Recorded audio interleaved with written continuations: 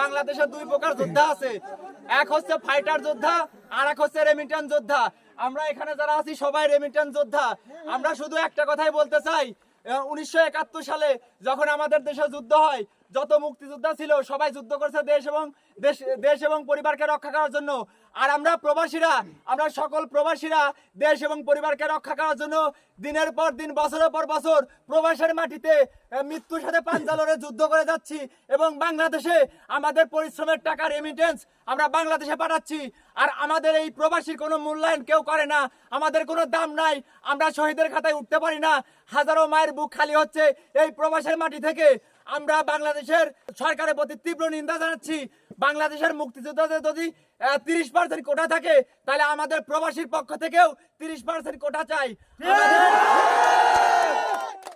আমরা সকল প্রবাসী, শুধু মালয়েশিয়া প্রবাসী না, আমরা বিশ্বের যত প্রবাসী আছি, প্রবাসী ভাইদের কাছে আমাদের হাত জোর করে রিকোয়েস্ট থাকবে, অনুরোধ জানাচ্ছি সকল প্রবাসী ভাইদেরকে।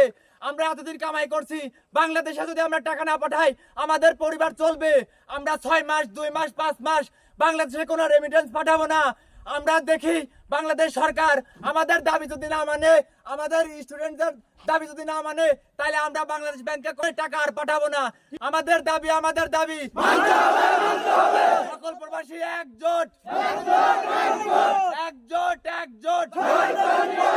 কোটা নাকি মেধা, আমি কে তুমি কে, কে বলেছে স্টুডেন্টদের কিছু হলে, স্টুডেন্টদের কিছু হলে প্রবাসী প্রবাসী।